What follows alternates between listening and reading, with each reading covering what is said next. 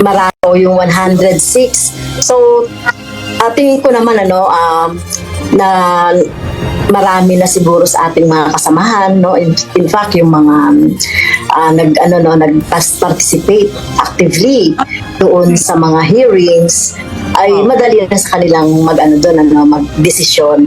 At ayun naman, kitang-kita mo naman po yung mga hearing, mga kababayan eh. Hirap na hirap po sila eh. No? Hirap na hirap pong sagutin sila eh. Pagka hindi na po masagot, kung ano-ano na po nangyayari sa kanila. Saka marami naman kami mga kasamahan din na naririnig namin ng support sa impeachment. Ayan. Yan po yung sinasabi natin, mga bossing. Sa Kongreso, 100% lusot po dyan yan. Super majority po, mga bossing. Kaya nga takot di si Bato de la Rosa eh. Ayaw pumunta ni Bato de la Rosa dito. Pagdating po sa Senado, medyo mukhang kagaya nun, sabi ni Bato de la Rosa, no? Buboto sila. Buboto kami. No? Mukhang magkakampi-kampihan. Boboto po ayon doon sa kakampi nila. Kakampi ko si Inday Sara Duterte.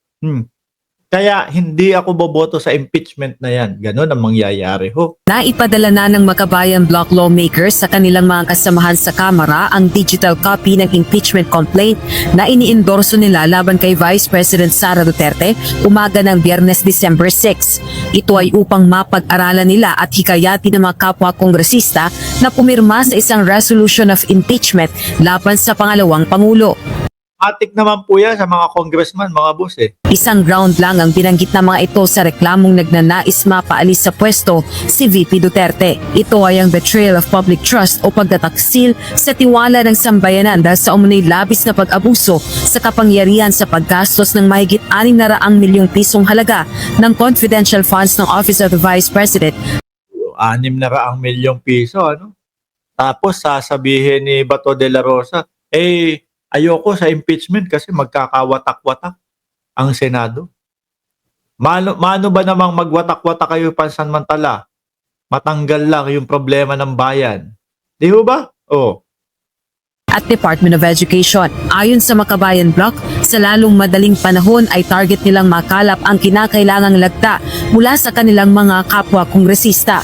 Katumbas ito ng 106 o higit sa 1/3 ng kasalukuyang bilang ng mga miyembro ng Kamara na 307. Wala pang Sigurado ho yan, mga bossing. Lusot na ho dyan yan. lumalagda sa resolution of impeachment nila, subalit may mga nagpaabot na umano ng suporta. Naniniwala ang mga kongresista, ito ang pinakamabilis na paraan upang maiakit Ako yung complainant, mga bossing ha. Yung unang complainant ho, 75 katao yung nag-aim po ng impeachment. At meron pa pong sumunod. May pangalawa pa. At may pangatlo pa, mga bossing.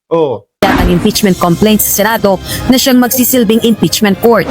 Kapag idinaan kasi sa pagdinig ng Committee on Justice ng Kamara ang reklamo, ay mangangailangan ito ng mas maraming panahon. Hindi naman tayo nagmamadali. What we are asking is gawin ng Senado at ng Kongreso ang constitutional mandate niya. Hindi. Si Bato nga daw di ba? Base po sa pagkakasabi ni Bato de la Rosa, yung pagboto nila, kampi-kampihan. No, hindi po base doon sa may sapat na ebidensya, hindi po base doon sa mukhang karapat dapat ma-impeach si Sara kasi talaga dito lumalabas na may pagkukulang po, no? At labis ang paggastos doon sa confidential fund. Hindi po kampi-kampihan daw po sila. Kaya nga ang sinasabi natin dito, mga bossing, sabi din ni Chis Escudero, mukhang hindi na sapat ang oras. Ayan. Pero mawalang galang na po, Senator Chis Escudero. Hindi po kaya medyo iuusog nyo lang ng konti para tumapat sa tamang oras. No? Yung sinasabi po natin na after po ng midterm election, posible po na mabawasan po yung kaalyado ng mga Duterte dyan sa Senado dahil base nga po kay Bato de la Rosa, ang pagboto nila ay ang pagboto nila ay kampi-kampihan, no? Ayaw natin nun, mga kababayan. Ayaw natin ng mga ganon. Wala, kumbaga hindi nakadepende sa hustisya at hindi nakadepende sa kanilang konsensya. Kaya dapat umusog yan, no, bandang July. para maganda ang laban.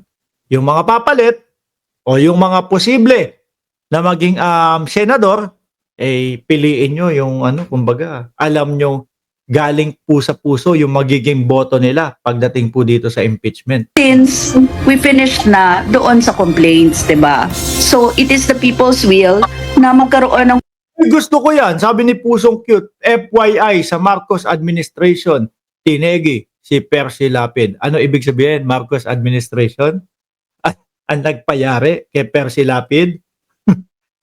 Parang wala naman akong nakita na naging balita na binanatan, tawag dito, na bumanat kay alam ko may mga banat si Percy Lapid, mga kababayan, pero mas madiin po yung mga banat kay Bantag na hanggang ngayon po hinahanap. Idol din po yan ng mga DDS, mga kababayan, si Bantag. hustisya at accountability. Tingin natin na hindi naman talaga halimbawa na super necessary na patenga pa sa Kamara, kasi sa totoo lang kung sa timeline ng rules sa impeachment sa House, pwede talagang tumagal din may sa Committee on Justice pa lang ang maximum ay 60 session days para 66, ilan daw? Ilang session days?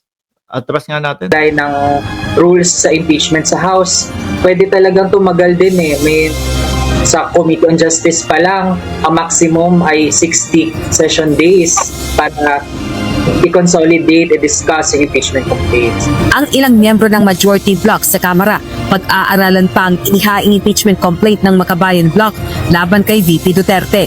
I have to look at the articles of impeachment muna, no? Kasi una, yung sa Akbayan ay hindi ko pa rin nakita.